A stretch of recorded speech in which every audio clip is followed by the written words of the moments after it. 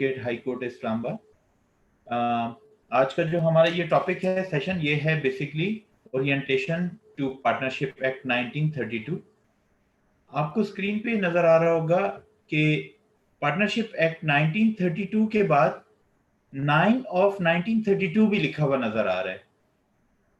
ये जो 9 ऑफ 32 है, बेसिकली इसका मतलब ये है कि 1932 ईयर में जो लॉस या जो एक्ट बने थे, उनमें इस एक्ट का नंबर 9 था और ये 9th एक्ट ऑफ 1932 था। तो अगर कभी कोई इस एक्ट का पूरा नाम ना ले और सिंपल ये भी कह दे कि 9th ऑफ 1932, तो इसका मतलब है कि अगर जब जाके उस साल के पूरे जो एक्ट बने थे उसमें देखा जाए तो ये 9th एक्ट था। अब जो पार्टनरशिप एक्ट है, पार्टनरशिप की डेफिनेशन क्या है, सबसे पहले ये स्क्रीन पे आपको शो हो रही है। सबसे पहले हम उस डेफिनेशन जो है उसको पढ़ते हैं। ये है, partnership is the relation between persons who have agreed to share the profits of a business carried on by all or any of them acting for all। मतलब ये हुआ कि पार्टनरशिप के लिए दो लोग जो हैं, दो और दो से ज्यादा, अब दो से ज्यादा कितने लोगों की इसमें लिमिट है? 20 लोगों की। जब लोग आपस में मिल के कोई बिजनेस करना चाहते हैं तो उसके लिए मिनिमम जो लोगों की रिक्वायरमेंट है वो है 2 पर्सन, और मैक्सिमम 20 लोग जो हैं वो एक पार्टनरशिप के थ्रू बिजनेस कर सकते हैं। तो इस डेफिनेशन में ये बात आ गई कि partnership is the relation between person who have agreed to share the profit of business carried out on by all or any of them। मतलब ये कि उसमें बेसिकली तो सब मिलके काम कर रहे होते हैं, लेकिन उसमें अगर कोई एक बंदा काम कर रहा है या सब मिलके काम कर रहे हैं, तो एक अगर काम कर रहा है तो वो बाकी के बिहाफ पे एक्ट कर रहे हैं, और अगर बाकी कर रहे हैं तो वो सब म्यूचुअली एक दूसरे के बिहाफ पे काम कर रहे हैं, और जो उस बिजनेस से जो प्रॉफिट अर्न करते हैं उसको वो शेयर करते हैं। ये बेसिकली डेफिनेशन जो है ये है पार्टनरशिप की डेफिनेशन। पार्टनर, अब इसमें जो भी लोग जो आपस में मिलके काम कर रहे हैं वो हर इंडिविजुअल जो उसमें एक कॉन्ट्रैक्ट के थ्रू आ गया है वो उसमें पार्टनर कहलाता है।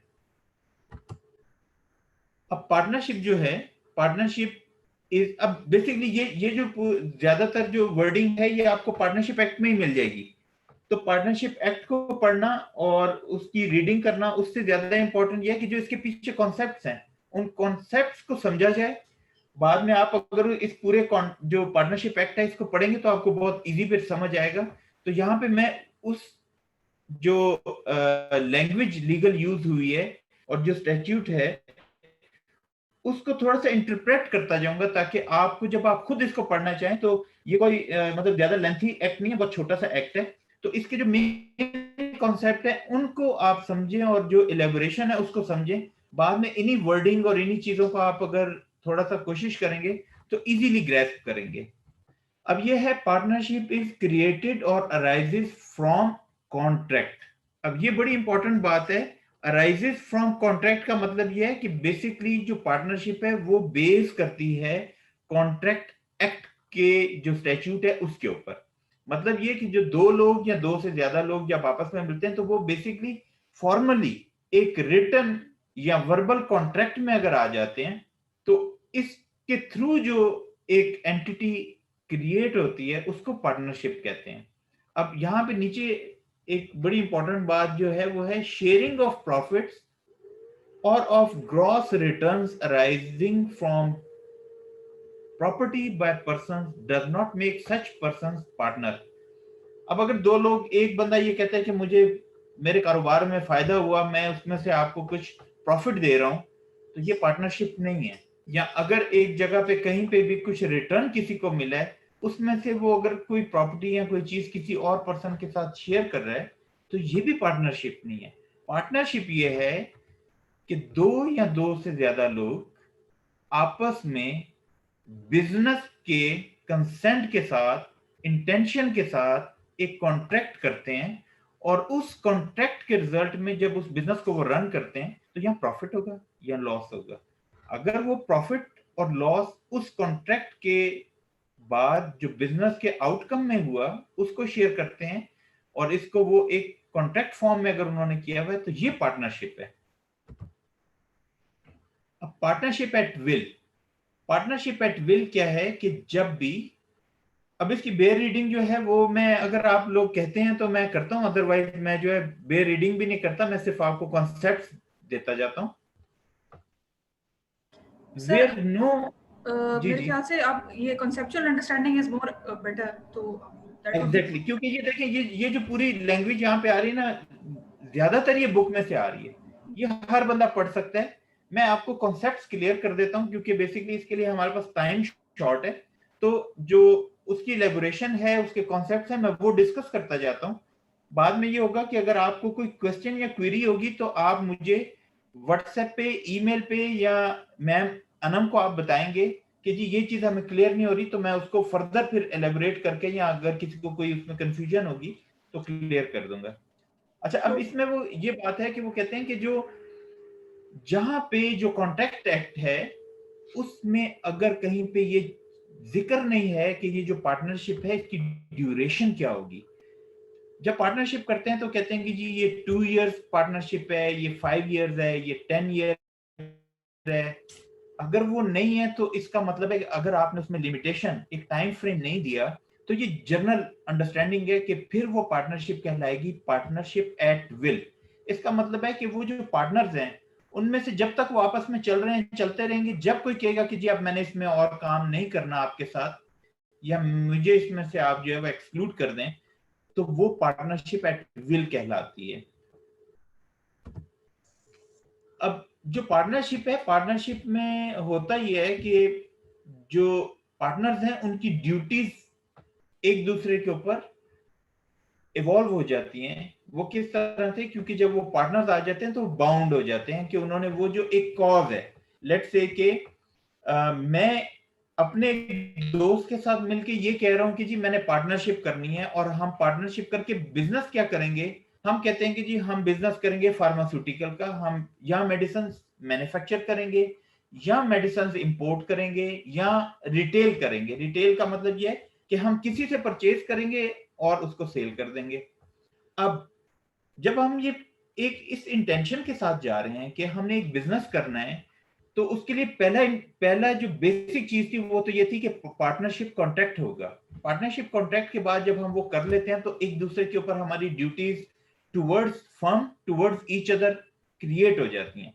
ठीक है, वो ये कि हम एक कॉमन इंटरेस्ट में, एक म्यूचुअल कंसेंट के साथ एक बिजनेस करने जा रहे हैं, और इस बिजनेस में हम एक दूसरे के उस फर्म के भी एजेंट हैं, और एक दूसरे के बिहाफ पे भी एज अ एजेंट कहीं पे फर्म को रिप्रेजेंट करेंगे, कहीं पे उसकी मार्केटिंग करेंगे, कहीं पे उसकी सेल्स करेंगे।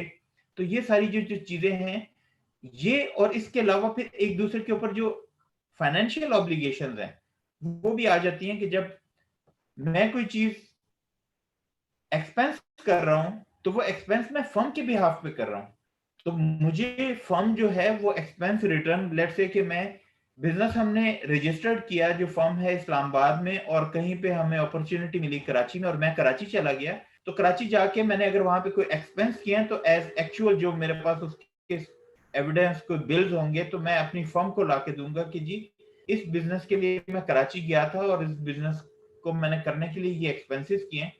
तो ये भी ड्यूटीज और उसमें आ जाता है एक दूसरे के ऊपर कि एज अ एजेंट भी काम कर रहे हैं, और अगर कोई एक्सपेंस कर रहे हैं या प्रॉफिट कर रहे हैं तो उसको इक्वली डिस्ट्रीब्यूट भी होना है, और जो इंफॉर्मेशन है, true accounts and full information of all things affecting the firm to any partner or his legal representative. तो ये एक चीज है कि जिसको एक दूसरे के साथ शेयर भी करना है, इन्फॉर्म भी करना है, और अगर किसी का कोई एक्सपेंस है या प्रॉफिट है या लॉस है उसको शेयर भी करना है। ये इन ड्यूटीज में ही आ जाता है। अब duty to indemnify for loss caused by fraud.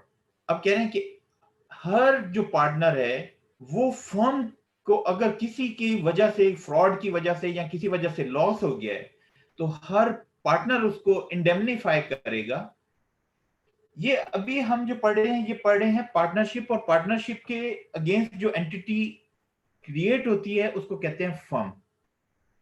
अब जो एंटिटीज हैं, एंटिटीज की टाइप में एक है सोल प्रोप्राइटर, जो एक इंडिविजुअल बंदा एक काम कर रहा होता है किसी के साथ पार्टनरशिप कॉन्ट्रैक्ट करके, किसी एंटिटी को रजिस्टर्ड नहीं कराता, अपने ओन पे, अपने बिहाफ पे एक मतलब एंटिटी उसने स्टार्ट की होती है। उससे बेहतर जो एक बिजनेस एंटिटी की फॉर्म है वो पार्टनरशिप है, और इससे बेहतर जो है वो एक कंपनी है। अब कंपनी जो है वो कंपनी एक्ट 2017 अभी आया, उसके अंदर भी उन्होंने एक लिमिटेड लाइबिलिटी पार्टनरशिप भी इंट्रोड्यूस की जिसमें लाइबिलिटीज लिमिटेड होंगी। अब जो लिमिटेड लाइबिलिटीज पार्टनरशिप का मतलब यह है कि जो उस फर्म की अमाउंट, जिसको वो कहेंगे कि इतनी अमाउंट की हम सिर्फ लिमिट जो है वो एक सेट करते हैं कि हम इससे ऊपर की लाइबिलिटीज जो है उसके जिम्मेदार नहीं है। लेकिन ये जो पार्टनरशिप है, इस ये पार्टनरशिप अनलिमिटेड लाइबिलिटीज हैं। मतलब अगर फर्म को किसी फ्रॉड या किसी एक्ट की वजह से कोई भी लॉस आ गया तो तमाम पार्टनर्स उसको इंडेमनीफाई करेंगे उस लॉस को जो फर्म को हुआ है। अब determination of rights and duties of partners. The mutual rights and duties of partners of a firm may be determined by contract between the partners.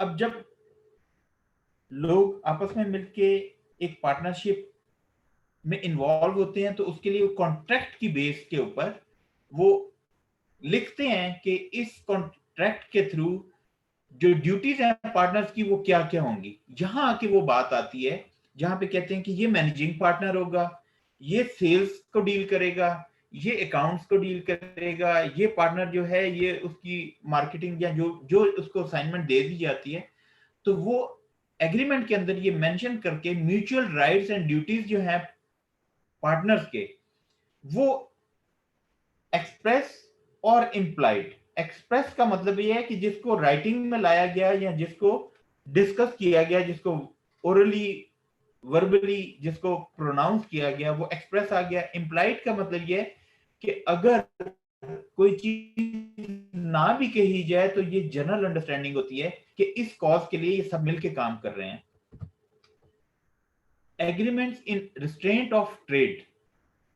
अब यहां पे ये बात है कि जहां जो कॉन्ट्रैक्ट एक्ट है उसका सेक्शन 27 जो है वो ये कहता है कि अगर एक पार्टनरशिप के अंदर पार्टनर्स आ चुके हैं तो वो पार्टनर्स कोई और बिजनेस नहीं करेंगे। मतलब वो कोई और बिजनेस तो कर सकते हैं, लेकिन लेट्स से कि जिस तरह मैंने आपको एग्जांपल दी थी कि फार्मास्यूटिकल का हम काम करेंगे, तो अगर मैं इस पार्टनरशिप के अंदर पार्टनर हूं तो मैं अलग से यही बिजनेस कैरी ऑन नहीं करूंगा, क्योंकि अगर मैं करूंगा तो इसको कहते हैं कंफ्लिक्ट ऑफ इंटरेस्ट, कि मैं यहाँ की चीजों को, यहाँ के रिसोर्सेज को, यहाँ के डेटा को, यहाँ की इंफॉर्मेशन को अपने दूसरे बिजनेस के लिए यूज करके इस बिजनेस को नुकसान पहुंचा सकता हूं।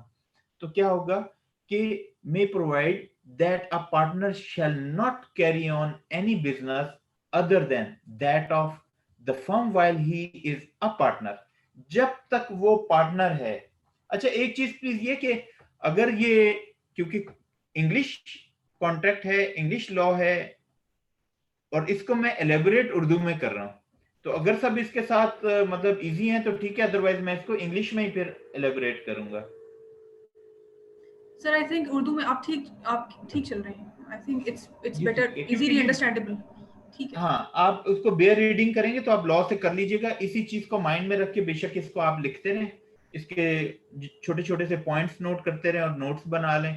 फिर जब आप उस इस पोर्शन को पढ़ेंगे, ये पोर्शन पूरा जिस तरह agreement in restraint of trade है, ये पूरा कॉन्ट्रैक्ट एक्ट का एक हेडिंग है, एक सेक्शन है जिसको लिया हुआ है।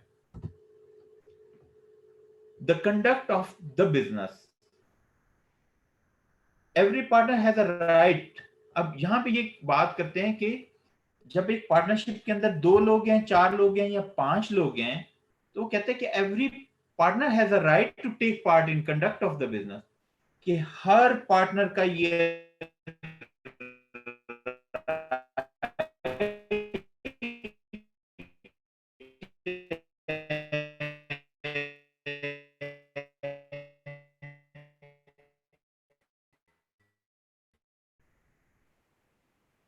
कि वो अपनी जो फर्म है उसके उनको ड्यूटीज असाइन कर दी जाती है कि आपने ये काम करना है, तो भी उसके ऊपर ये रिस्ट्रिक्शन नहीं है कि वो दूसरा नहीं कर सकता, लेकिन उसको एक एडिशनल ड्यूटी ये दे दी कि सेल्स आपने देखनी है, लेकिन इस सेल्स के साथ मार्केटिंग, प्रोडक्शन और बाकी चीजों को भी वो दे सकता है, उसके ऊपर किसी किस्म की रिस्ट्रिक्शन नहीं है। अब आता है every partner is bound to attend diligently to his duties in business. अब जो कंडक्ट ऑफ द बिजनेस में ये चीज इन्वॉल्व है कि हर पार्टनर जो है उसने जो बिजनेस की ग्रोथ के लिए जो भी पॉसिबल चीजें हैं वो उन ड्यूटीज को परफॉर्म करे। Any difference arising as the ordinary matter. अब जब पार्टनर्स आपस में काम करते हैं तो डिस्प्यूट और डिफरेंसेस भी जरूर आते हैं, एक दूसरे के ऊपर गिले शिकवे भी आते हैं कि आपको मार्केटिंग का काम दिया था, आप मार्केटिंग का काम कर नहीं रहे हैं, आपको सेल्स का काम दिया था, जो फर्म है उसकी सेल्स बिल्कुल ग्रो नहीं कर रही हैं।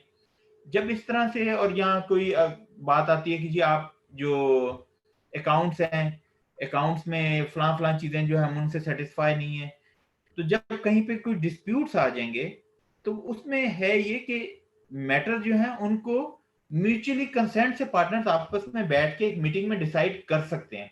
अगर नहीं करेंगे तो अल्टीमेटली क्या होता है कि यहाँ तो वो पार्टनर जो है वो फर्म छोड़ जाता है, उसकी जगह कोई नया पार्टनर आ जाता है, या ये होता है कि फर्म जो है वो डिसोल्यूशन की तरफ चली जाती है, और वो उसके भी आगे हम अभी आएंगे तो उसके फॉर्मेट्स भी पढ़ेंगे। अब फोर्थ नंबर पे every partner has a right to have access. किस चीज का?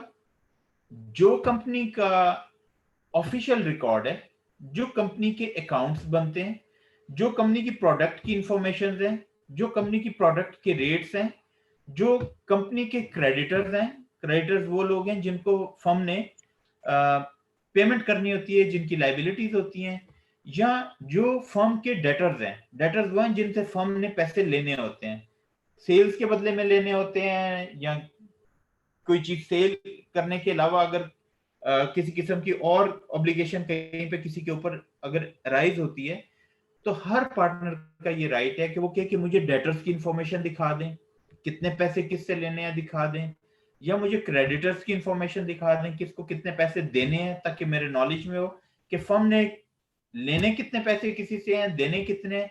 और बुक्स ऑफ द फर्म, जो बुक्स ऑफ द फर्म है, जो फाइनेंशियल इंफॉर्मेशन होती है, उसके पीछे पूरी एक अकाउंटिंग का पूरा एक कॉन्सेप्ट होता है। बुक्स ऑफ फर्म का मतलब यह है कि उसमें फर्म के वाउचर्स, उसके लेजर, उसका ट्रायल, उसके बैंक अकाउंट्स, उसकी तमाम ऐसी फाइनेंशियल इंफॉर्मेशन जो है, इन तमाम के ऊपर पार्टनर का ये राइट है कि वो उसको एक्सेस करे, उसको इंस्पेक्ट करे, और उसकी डिमांड करे कि प्लीज मुझे ये आप दिखा दें। अब म्यूचुअल राइट्स एंड लाइबिलिटीज। अब जो पार्टनर्स हैं, पार्टनर्स में पहली बात ये आ गई कि जो फर्म के पार्टनर हैं उनके राइट्स और लाइबिलिटीज में, जो पार्टनर है वो फर्म से वो कोई रिन्यूमरेशन मतलब सैलरी जो है वो उस नहीं लेगा। अब the partners are entitled to share equally in profit. अब जो पार्टनर्स हैं, पार्टनर्स को इक्वली प्रॉफिट या लॉस जो भी होगा वो उसको जो रेशो, अब यहाँ पे इक्वली की बात आई है, लेकिन इसके अलावा जब आप पार्टनरशिप में ये डिसाइड कर देते हैं कि हम 4 पार्टनर्स में से एक का शेयर 50% है, एक का शेयर जो है वो 30% है, बाकी का 10% है, तो 100% इस तरह भी पूरा हो जाता है।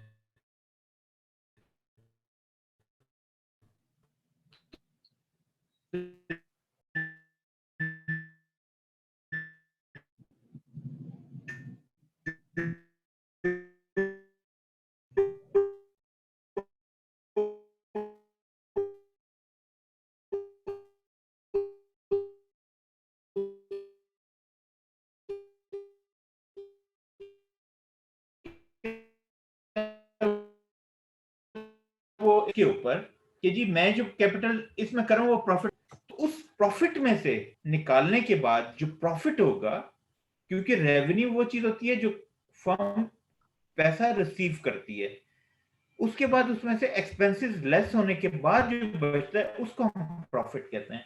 तो अगर किसी ने interest on the capital subscribe किया है तो उसको प्रॉफिट में से इंटरेस्ट पहले पे होगा, बाद में प्रॉफिट की डिस्ट्रीब्यूशन होगी। अब partners making for the purposes of business any payment or advance beyond the amount of capital he has agreed to subscribe. अब उसको पेमेंट किस तरह होगी? अब जो प्रॉफिट अर्न होने के बाद जो उसके कैपिटल की रेशो के मुताबिक उसको जो प्रॉफिट पे इंटरेस्ट मिलना है, उसका लॉ में ये कहा गया है कि उसको 6% पर एनम के हिसाब से उसको पेमेंट होगी। The firm shall indemnify a partner in respect of payment made and liabilities incurred by him. अब ये हमने बात की थी कि अगर एक पार्टनर कोई एक्सपेंस करता है या कोई लाइबिलिटी उसके बिहाफ पे फर्म पे आ जाती है, तो फर्म जो है उसको इंडेमनिफाई करेगी उस पार्टनर को, अगर उसने in respect of payment made and liability incurred by him. अब वो एक पार्टनर, मैंने आपको बताया, कराची गया, उसने मार्केटिंग की, उसने एक्सपेंस किया, तो अब वो जो चीज है उसको फर्म की रिस्पॉन्सिबिलिटी है कि उसको इंडेमनिफाई करे। इंडेमनिफाई मतलब उसका जो मुआवजा है या उसका जो हर्जाना या जो उसकी सेटलमेंट है उसको वो पेमेंट करके इंडेमनिफाई करे, मतलब उसको क्लियर करे। A partner shall indemnify the firm for any loss caused to it by his willful neglect. अब यहां पे एक बड़ी इंपॉर्टेंट बात ये आ गई कि एक तो लॉस ये होता है कि आपने एक चीज परचेज की, बाद में उसके रेट चेंज हो गए, डिमांड और सप्लाई चेंज होगी, मतलब वो जो मार्केट में उसकी सैचुरेशन होगी प्रोडक्ट की, या किसी वजह से कोई और फैक्टर्स ऐसे आए जिसकी वजह से जो प्रोडक्ट थी उसमें लॉस हो गया। ये तो एक नॉर्मल और नेचुरल कॉन्सेप्ट है जिसमें बिजनेस को लॉस हो जाता है। लेकिन यहां पे एक बड़ी इंपॉर्टेंट बात है, वो कह रहे हैं कि बाय हिज विलफुल निग्लेक्ट, कि अगर एक काम ऐसा था जो फर्म के इंटरेस्ट में एक पार्टनर ने करना था और वो काम उसने विलफुली नहीं किया, तो ये उसका विलफुल निग्लेक्ट था। तो इस सूरत में जो पार्टनर है उसने अगर विलफुल, उसकी नेग्लिजेंस से फर्म को कोई नुकसान हुआ, तो वो पार्टनर रिस्पॉन्सिबल होगा कि वो फर्म को इंडेमनिफाई करे, क्योंकि उसकी लापरवाही की वजह से, अगर लापरवाही की वजह से लॉस हो रहा है तो ये विलफुल निग्लेक्ट में आता है और ये उस पार्टनर की रिस्पॉन्सिबिलिटी है कि उसको वो क्लियर करे। The property of the firm subject to contract the partners, the property of the firm includes all property and rights and interest in property originally brought into the stock of the firm or acquired, purchased or otherwise. अब ये है कि जो firm है उसकी जो property है वो प्रॉपर्टी सबका उनके शेयर्स के मुताबिक इक्वल उसमें राइट भी है, और इस प्रॉपर्टी के साथ एक प्रॉपर्टी टाइम के साथ गुडविल जो है बिजनेस की वो भी बन जाती है। तो जो गुडविल है उसको इवेल्युएट किया जाता है, उसको भी इवेल्युएट करने के बाद जो उसकी एक अमाउंट है वो फिर उन पार्टनर्स में उनके शेयर के मुताबिक डिस्ट्रीब्यूट होती है। Unless the contrary intention appears, property and right and interest of property acquired with money belonging to firm are deemed to have been acquired for the firm. अब ये कि जो भी प्रॉपर्टी बेसिकली खरीदी जाती है वो बिजनेस के बेटर इंटरेस्ट के लिए खरीदी जाती है, और वो बिजनेस एंटिटी मतलब अपने इंटरेस्ट में उसको जहां यूज कर रही होती है, तो उसमें जो पार्टनर्स हैं उनका भी उसमें राइट जो है और इंटरेस्ट जो है वो क्रिएट हो जाता है। Relations of partners to third party, अब जो पार्टनर्स हैं उनका थर्ड पार्टी का मतलब यह है कि मैं एक फर्म हूं और मेरे एजेंट मेरे पार्टनर्स हैं। जो फर्म के अंदर 4 लोग अगर उन्होंने पार्टनरशिप की थी तो वो 4 लोग फर्म के एजेंट हैं। अब ये जो एजेंट हैं ये एक किसी के साथ सेल कर रहे हैं और परचेज कर रहे हैं, तो ये फर्स्ट पार्टी और सेकंड पार्टी का कॉन्सेप्ट है। थर्ड पार्टी का मतलब ये है कि एक ऐसा बंदा जैसे कि जिसका किसी और हवाले से उसमें इंटरेस्ट है, जैसे एक फर्म के ऊपर कोई रिसर्च कर रहा है, कोई स्टूडेंट्स उसके बारे में पढ़ रहे हैं, तो वो थर्ड पार्टी है। या कोई ऐसा शख्स, लेट्स से कि मेरी फर्म जो है वो किसी को सर्विसेज दे रही थी और उन सर्विसेज से किसी और को नुकसान हुआ, तो वो थर्ड पार्टी है। जिसके साथ मैं बिजनेस कर रहा हूं वो सेकंड पार्टी है। मैं अगर फर्स्ट पार्टी हूं तो वो सेकंड पार्टी है। तो थर्ड पार्टी का कॉन्सेप्ट ये है कि वो पार्टी जो इनडायरेक्टली इफेक्ट हो रही है। implied authority of partner as agent to the firm। अब एक implied का वर्ड मैंने आपको बताया, एक्सप्रेस का वर्ड वो है जो कहीं लिखा जाता है या जहां पे वर्बली कहा जाता है या किसी कॉन्ट्रैक्ट या डॉक्यूमेंट में आ जाता है। उसको क्या मतलब ये है कि अगर नहीं भी कहा जाएगा, अगर नहीं भी लिखा जाएगा, तो तमाम जो पार्टनर्स हैं वो फर्म के एजेंट हैं। उनके पास एज अ एजेंट अथॉरिटी है। अगर ना भी लिखा जाए तो भी वो एज अ एजेंट काम कर रहे हैं। Incoming and outgoing partners. अब जब फर्म बन जाती है तो फर्म के अंदर पार्टनर्स का आना और पार्टनर्स का जाना वो एज पर लॉ और उसका जो फॉर्मेट और फॉर्म है वो दिया गया है। जब एक फर्म शुरू में बनती है तो उसमें जब पार्टनर्स आते हैं तो वो इंट्रोडक्शन ऑफ अ पार्टनर है। इसके बाद अगर एक नया पार्टनर ऐड आता है तो वो भी इंट्रोडक्शन ऑफ पार्टनर है। मतलब एक फर्म में अगर अभी जिस तरह मैंने एग्जांपल दी थी कि हम 4 पार्टनर्स काम कर रहे हैं और एक और शख्स आके कहते हैं कि मुझे आप अपनी फर्म में एज अ पार्टनर इंडक्ट कर लें, तो ये भी इंट्रोडक्शन ऑफ अ पार्टनर है।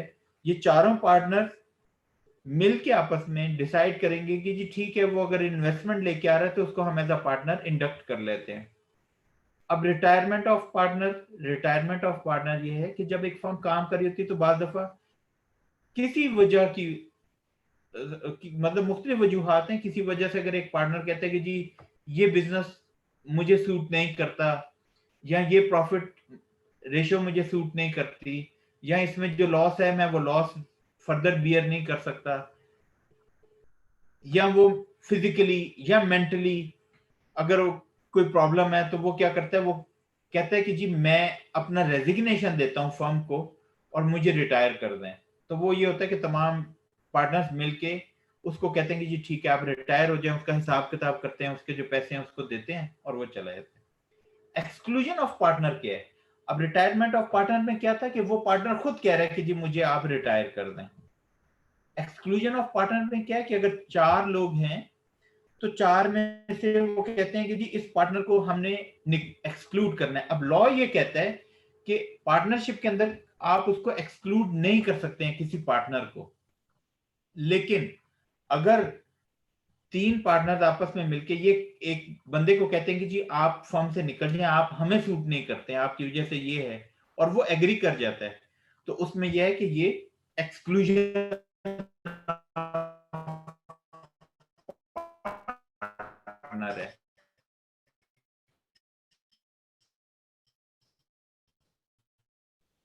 Insolvency of partner.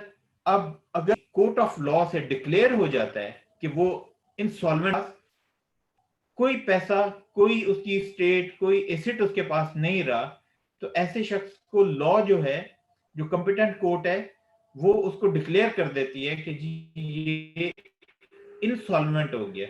तो जब कोई इंसॉल्वेंट हो जाता है तो वो पार्टनरशिप से उस निकल सकता है और उसको पार्टनर भी उसको निकाल सकते हैं। Liability of state of deceased partner.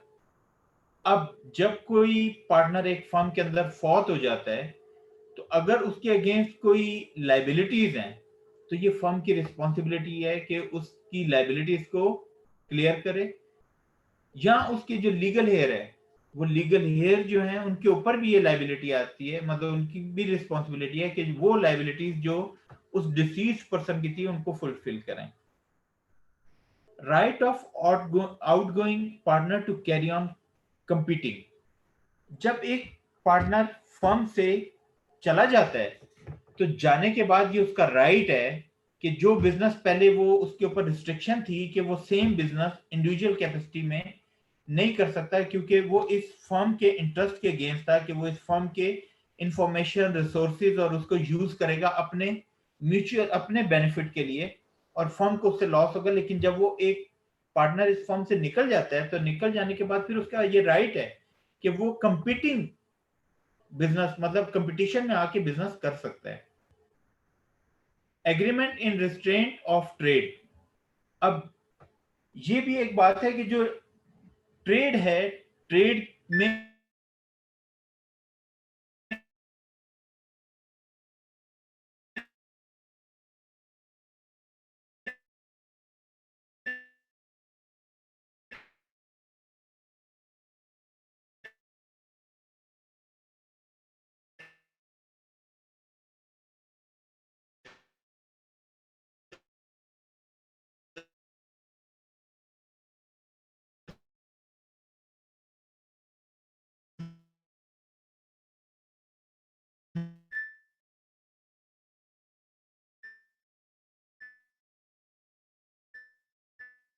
Trade में आएंगे या नहीं, जब एक पार्टी आप सेम फार्मास्यूटिकल का बिजनेस में रिटायर हो।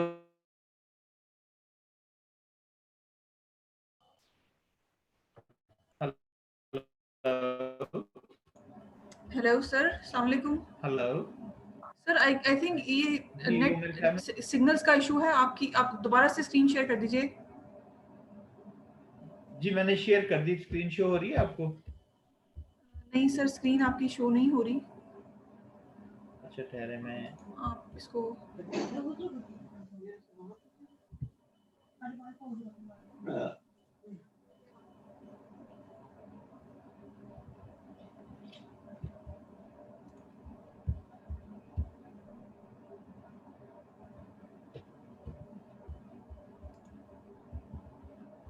एक सेकंड ये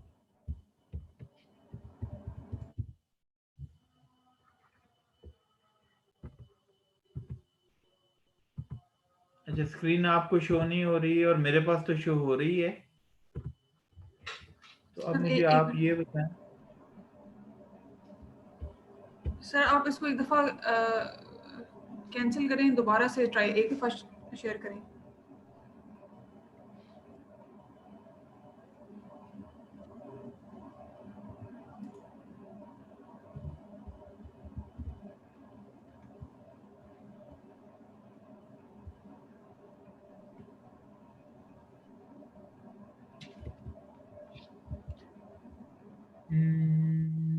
या आप मुझे भेज सकते हैं, तो अगर आप मुझे भेज दें तो मैं यहाँ से इसको मैंने आपको शेयर ईमेल कर किया देती हुआ हूँ। है ये ऑलरेडी ना। अच्छा, मैं शेयर कर देती हूँ। हाँ, क्योंकि ये अब वो शेयर हो नहीं रहा है यहाँ पे ना।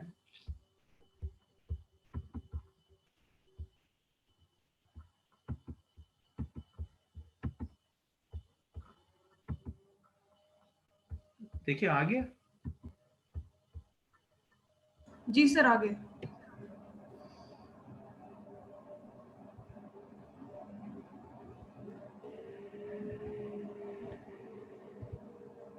अच्छा अब ये हमारा नेक्स्ट आ गया डिसोल्यूशन ऑफ फर्म। सर इसको आप F5 से मैक्सिमाइज कर लें। जी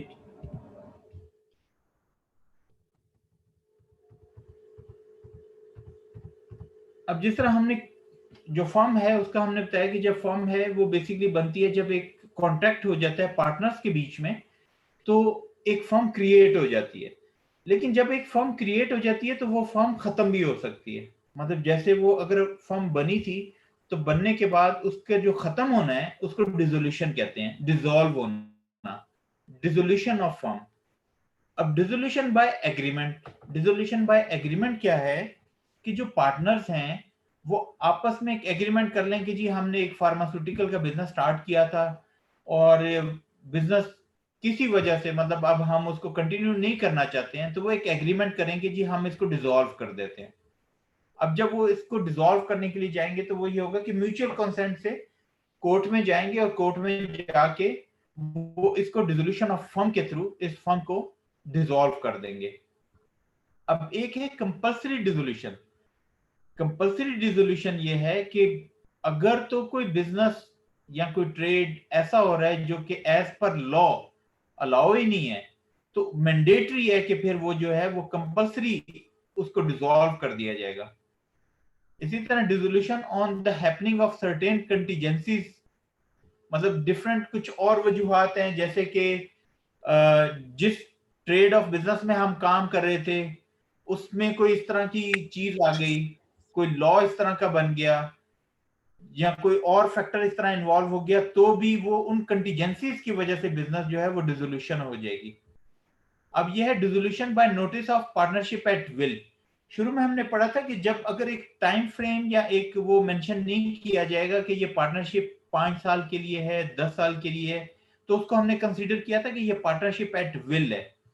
अब जब पार्टनरशिप एट विल होगी तो किसी भी टाइम पे अगर कोई पार्टनर उसमें ये कहता है कि जी मैं नोटिस सर्व करता हूं कि इस फर्म को डिसोल्यूट कर दिया जाए, इसको डिसॉल्व कर दिया जाए, तो उस नोटिस के ऊपर भी फर्म जो है वो डिसॉल्व हो जाएगी।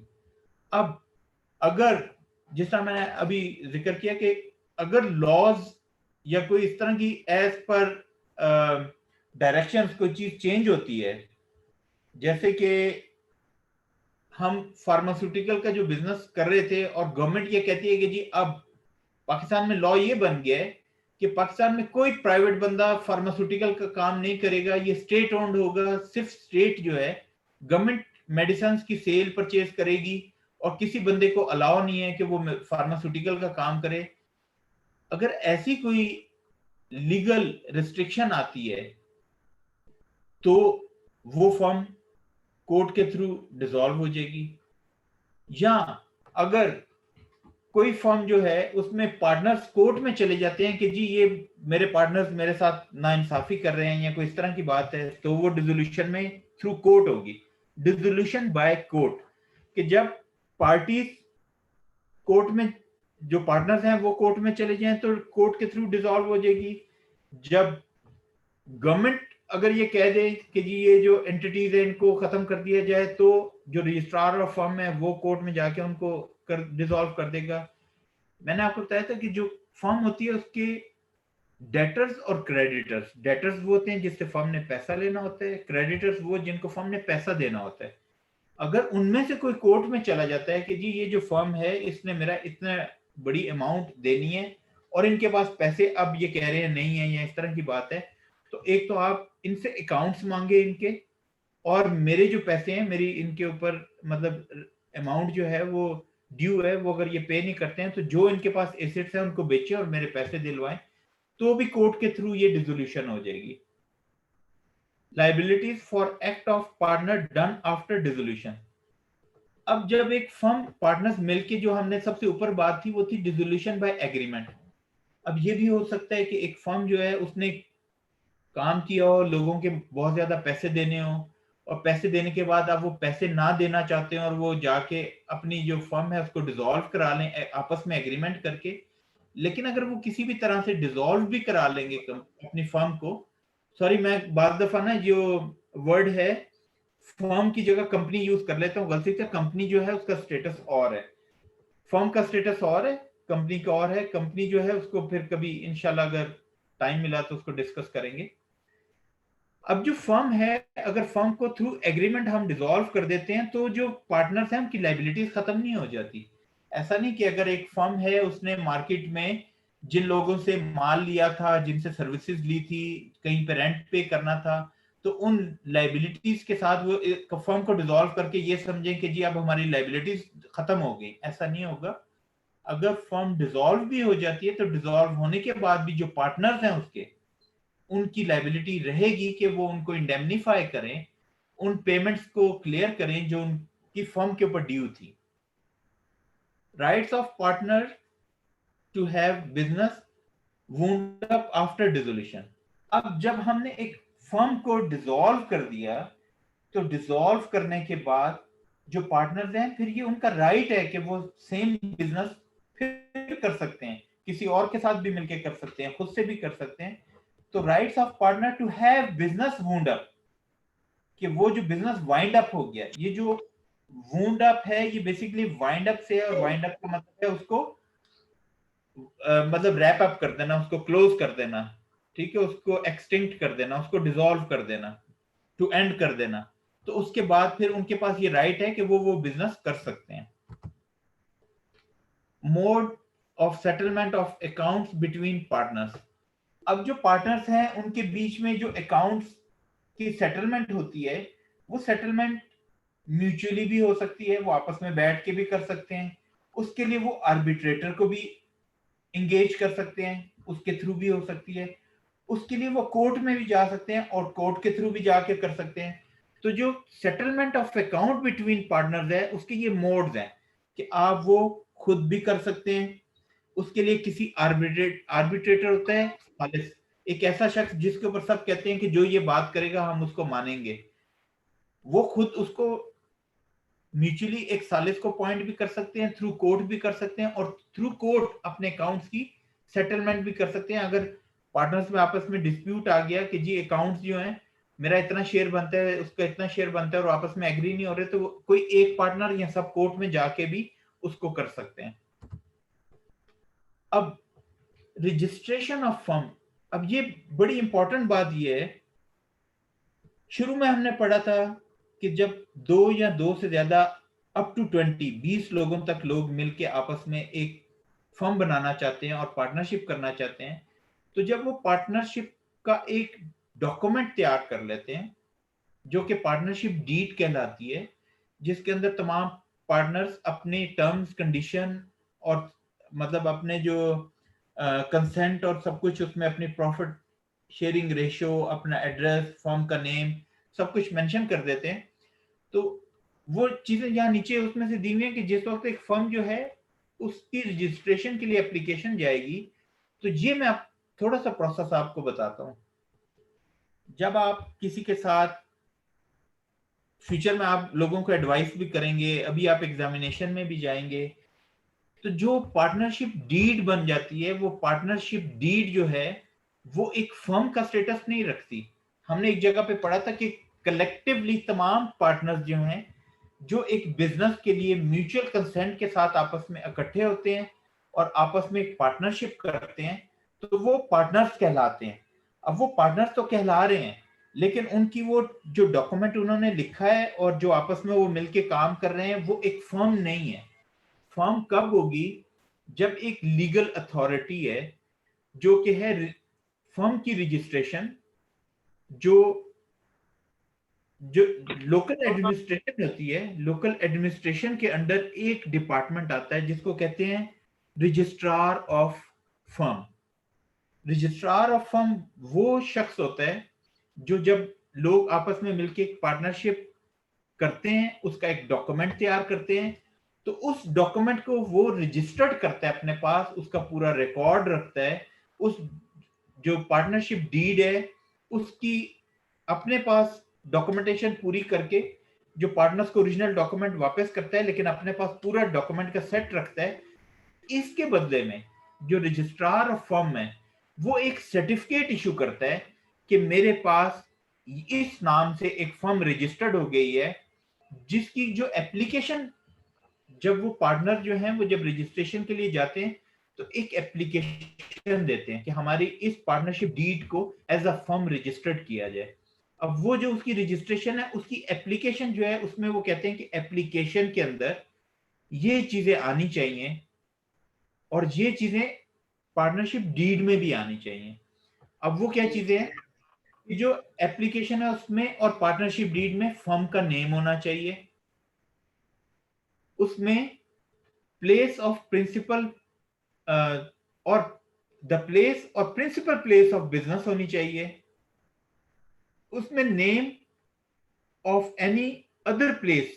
लेट्स से कि हम फर्म को रजिस्टर्ड कर रहे हैं इस्लामाबाद में, तो हम मेंशन करेंगे कि ये फर्म हमारी लाहौर, कराची, पेशावर में भी काम करेगी और वहां पे हमारे ये लोकेशन होंगी। The date when each partner join the firm.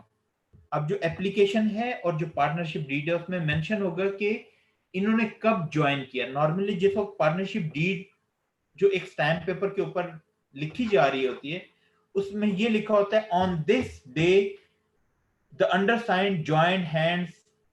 तो वहां पे वो मेंशन कर देते हैं कि इस डेट पे सारों ने ज्वाइन किया है। लेकिन ऐसा भी हो सकता है कि कोई पार्टनर जो है वो बाद में ज्वाइन करे, तो वो उसकी मेंशन करेंगे कि 3 पार्टनर्स ने आज ज्वाइन कर लिया, एक पार्टनर 1 हफ्ते के बाद आके ज्वाइन करेगा, तो उनकी ज्वाइनिंग डेट इसमें मेंशन होती है, the name in full and permanent addresses of partners. जो पार्टनरशिप डीड है और जो एप्लीकेशन है उसमें हर पार्टनर का फुल नेम और उसका परमानेंट एड्रेस मेंशन होगा कि इसका रेजिडेंशियल एड्रेस क्या है।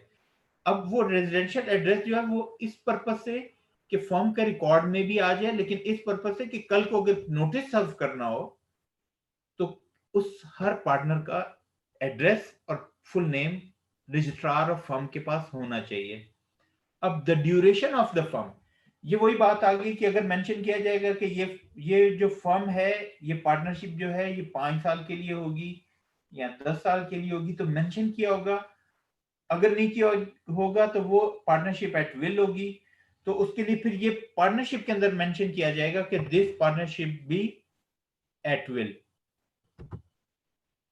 इफेक्ट्स ऑफ नॉन रजिस्ट्रेशन, अब पार्टनर्स आपस में मिले, उन्होंने आपस में मिलकर म्यूचुअल कंसेंट से एक बिजनेस स्टार्ट किया, उन्होंने एक पार्टनरशिप डीड नहीं लिखी या उन्होंने पार्टनरशिप डीड लिख ली, स्टैम्प पेपर के ऊपर साइन कर लिए, लेकिन वो जो गवर्नमेंट की अथॉरिटी थी जिसको हम कहते हैं रजिस्ट्रार ऑफ फर्म, अगर उसके पास उन्होंने जाके उसको रजिस्टर्ड नहीं करवाया, तो अगर रजिस्टर्ड नहीं करवाया तो उसका इफेक्ट क्या हुआ कि उस फर्म ने लीगल एक हैसियत नहीं ली, एज अ रजिस्टर्ड एक एंटिटी नहीं बनी, तो वहां पे जो कोर्ट है, कोर्ट आपके राइट को डिनाई कर सकती है कि जी जब लॉ में ये कहा गया है कि आपने फर्म को रजिस्टर्ड करवाना है तो आपने उस फर्म को रजिस्टर्ड क्यों नहीं करवाया। तो उस वजह से ये हो सकता है कि कोर्ट आपके केस को सुनने से इनकार कर दे कि जी आप लोग जो है, आपको जब लॉ में कहा गया था कि आप रजिस्ट्रेशन करवाएं तो आपने क्यों नहीं करवाई। बस ये इसमें हमने कंप्लीट किया अपना पूरा प्रोसेस।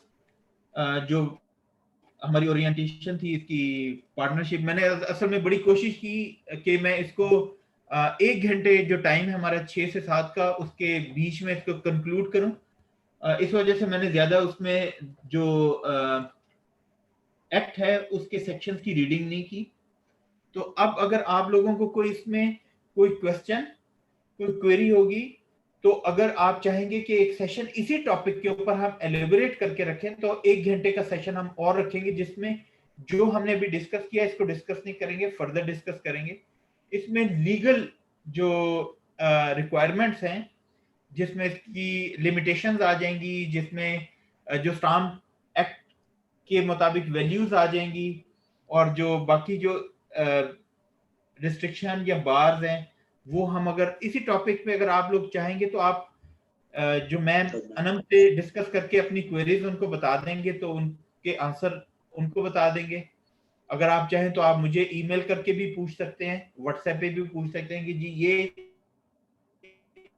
ये सेक्शन में ये पॉइंट मुझे क्लियर नहीं हो रहा, काइंडली इसको एलिबोरेट कर दें, तो उसको भी एलिबोरेट कर देंगे। Thank you very much. Thank you miss Anam for conducting this for hosting this special orientation for Partnership Act, and thank you for all participants. Sir, thank you so much. It was very comprehensive. आपने जिस तरह से इसको conduct किया, it is very commendable because आपको पता है कि पूरा ये एक एक्ट है जिसमें मतलब काफी डिटेल में इसको कवर करना काफी मुश्किल होता है। So thank you so much. आपने इसको बड़ा beautifully you have covered it. इंशाल्लाह जरूर भी will get back to you in case कि हमें मजीद further details में जो भी students के कोई question, अगर अभी if any of the student wants to ask any question तो they are most welcome.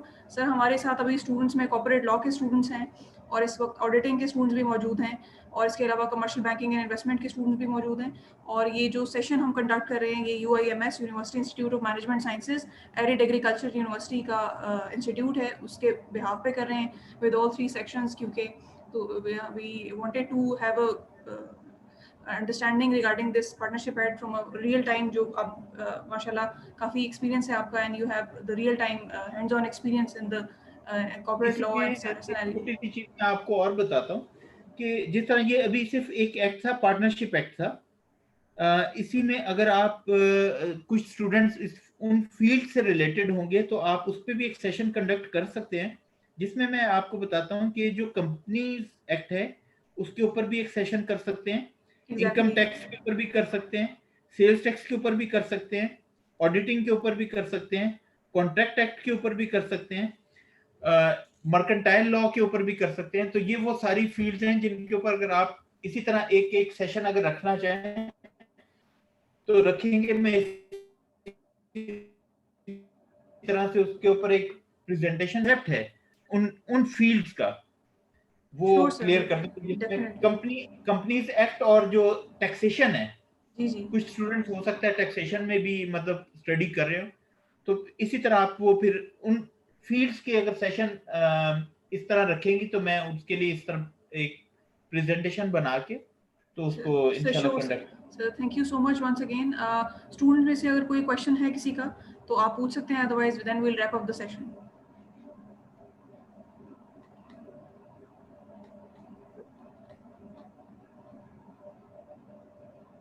Sir I think हम इसको रैप अप करते हैं। Sir once again thank you so much. मैं अपने इंस्टीट्यूट एंड यूनिवर्सिटी के बिहाफ पे I really thank you and will definitely will get back to you. We have a very good and productive session today. It was very knowledgeable and very informative. Thank you so much, sir. अपना ख्याल रखिएगा। Welcome. Thank you for all. Thank you. Hafiz.